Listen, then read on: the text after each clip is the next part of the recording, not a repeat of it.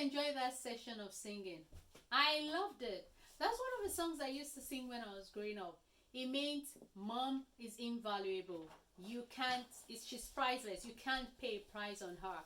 It says, you carried me for 9 months and you carried me on my back. When I was growing up, mothers used to carry their kids on their back for 3 years. And so mother is precious, is invaluable, is everything you can think of. What is your mother to you? I hope you have the same thing you can sing for. I want you to learn this song and sing it to your mom today. And so, while we go on from there, we are reading our storybook from Ghana. We've not finished. And today we have another story. It's called The Goat Farmer and the Thief. There seems to be a quite suspense in this one. Let's see. Listen to my story. So let the story begin. The story falls upon the goat farmer. It falls upon the goat farmer. The story falls upon the thief. It falls upon the thief.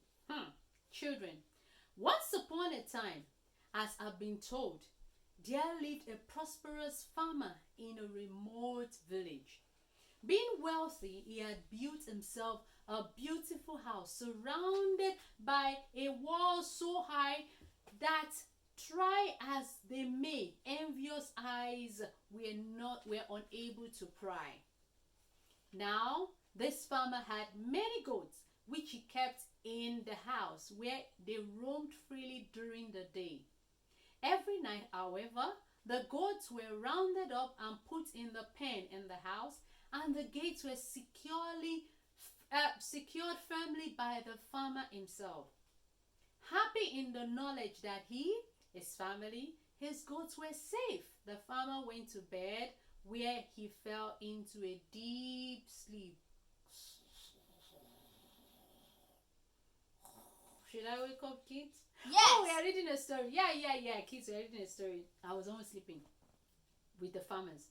Neither the farmer nor his wife and children were ever known to wake at night. So it was with great astonishment that one morning the farmer realized some of the goats were missing. Wow! Astonishment, yeah. He questioned his wife. He questioned his children. He searched their house from top to bottom. He searched all around the compound, but not a single lost goat was found. Dismayed, the farmer toured the village, where he set out for a neighboring village. His efforts were all to no avail. On his way home, he met a blacksmith, to whom he recounted his strange and worrying story. "I just don't understand," lamented the poor farmer. If you want my advice, what you need is an iron trap," replied the blacksmith, seizing the opportunity to make a sale. "Very well, have it ready for me tomorrow," the farmer said as he handed over the money. So the following morning, the farmer arrived, collected the trap which the goat blacksmith showed him, and how to set it. That evening, he followed all the instructions, then went into his bedroom, carried the iron chain which was attached to the trap. Before climbing his bed, he secured the other end of this same chain to his bed, then settled down to sleep. During the night, the goat thieves arrived. Scaling high walls around the compound, the thieves quickly broke into the farmer's house, ready to steal more gold. As they climbed into the farmer's pen, their leader trod on the iron trap, and in an instant, it held him tight, unable to move.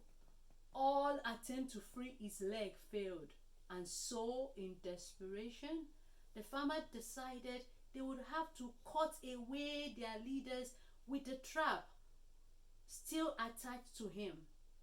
And as they began to move him, the chain tightened and the farmer's bed started to jerk around the floor. In an instant, the farmer awoke, seized his gun, and fired in the air. Frightened out of their wits, the thieves fled, leaving their leader to his fate. Not knowing what was going to happen to him, the thief sang quietly, Agbogodu has consumed the very root. Mama Wolowi has destroyed us. The age are no longer among us. Sagalasi has taken all of us. Mother death has total dominion. Agulazu has consumed the very root. Mother Woli has destroyed us. Imagine, kids! What kind of song is that? Let's continue to read the story. Presuming that all the thieves must have run away upon hearing the gunshot, the farmer stayed in bed until dawn. Imagine his surprise when he came downstairs and found the leaders of a thief caught in the trap. After raising the alarm, the farmer took the man, still attached to the trap, to the village chief, who summoned all his elders to preside over the case. The trap had been removed and the chief began to interrogate the thief. So, what made you steal from the goat farmer? Asked the chief. The farmer is already rich and I'm only a poor man. To have a few goats to sell is the beginning of my way out of poverty, explained the thief. Can you imagine? Look at the picture of a thief caught in the trap and explaining to the chief that he stole so he could have something to eat. So, you admit you have already stolen from the farmer? Yes, I do, replied the thief. And you admit you intend to steal again last night? Asked one of the elders. Yes, of course.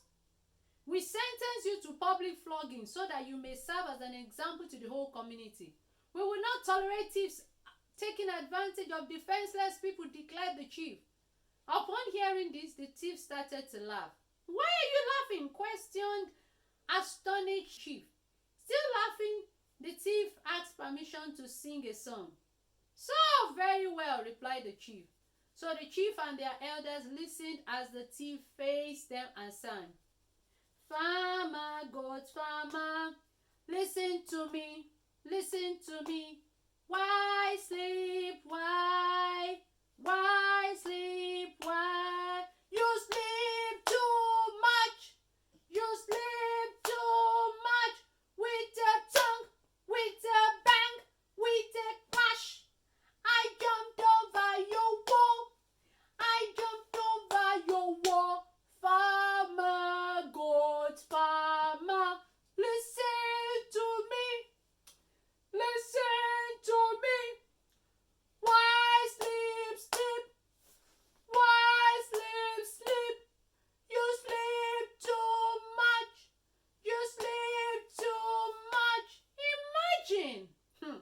Impressed with such a frank confession, the court considered the thief's case carefully before reaching their final verdict.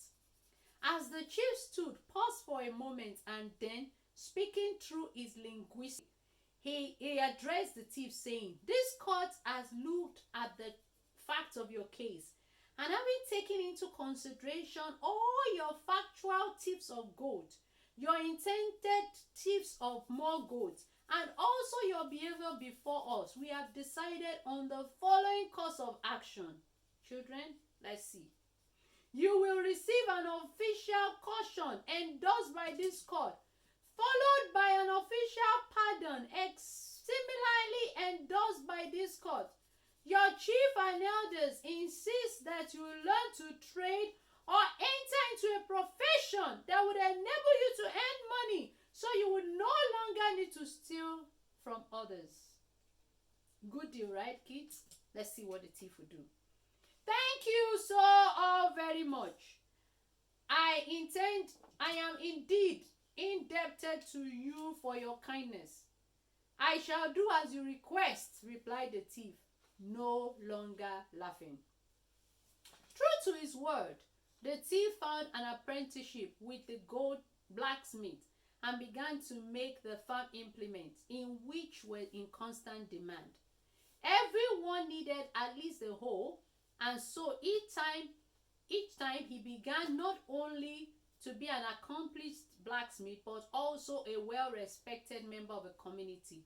He never forgot what happened to him in his early days, and whenever he's walking on his forge, he would hear him sing, "Farmer, God's farmer, listen to me, listen to me." So, friends, you see that the man who mended his way and earned a trade or entered into a profession indeed is fortunate. He is a man with a future. This is the story an old woman told me on my way to meet you here, kids. Is that so? Then long may your tongue be oiled. And long may your ears be greased. Wow. Kids, that was an interesting story. I bet we learned an important lesson. Do you know the lesson I learned? I learned a very important lesson. The first lesson is to take care of your things properly. The farmer was not taking care of his goats properly. Although he had a high fence, but indeed he slept too much. There is a proverb that says, "A little sleep, a little slumber, you become poor." So the farmer was sleeping too much. Kids, let's take care of the things that belong to us.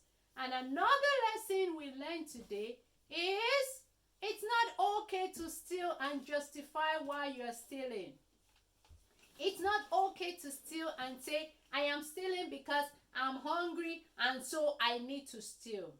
You know what the important thing that the thief was taught? Earn what you earn to eat. So kids, you need to learn to work hard and get something and earn. Do not take the cheaper option of stealing. The goat thief always took a cheaper option of stealing, but the day he learned and he became an apprentice and he started doing goldsmith, what happened? He started becoming busy and he never stole anymore. There's an adage that says that it is better to teach someone how to fish than to give them the fish. So that's the lesson I'm going to leave you with today. It's better to teach someone how to fish than to keep giving them the fish. How to do something is more important than just getting it every single time without learning the process. So thank you for listening today. Oh, before I go, kids, is there any drawing today? I've been enjoying seeing your drawing and I look forward to today's on. Any drawing today? Let's see. Is there anybody that do we have any artwork today we've done? Oh, I see an interesting one. Look at that. Kids, what have you drawn today? This is very good. The goat farmer and the thief. Look at the goat farmer and look at the thief. Oh, this is so interesting. Well done, kids. Any other person? I love it whenever I'm reading a story and you start drawing or you show me what you can do. You know what? You can draw, you can write a song, you can write a poem. You see, in the stories, there is also songs, so you can also write a song, you can write a poem and send it to us. Let's see, is there any other drawing before we go? Okay, so the next drawing is, wow, look at that. That's the trap. And that is the fence that caught the thief. Wow, this is interesting. The first bait, she carried people's babies. No, goats. Ouch! The second bait is caught in the trap. Wow, lovely illustration, kids. I hope to see you soon. A song, a drawing, a poem. Be creative with our stories on Reading with Joan. And we hope to see you next time. Remember, on Saturday, we are talking about Malawi. So we're looking forward for you to join us on Saturday as we talk about Malawi. We'll see you next time. Bye on Reading with John.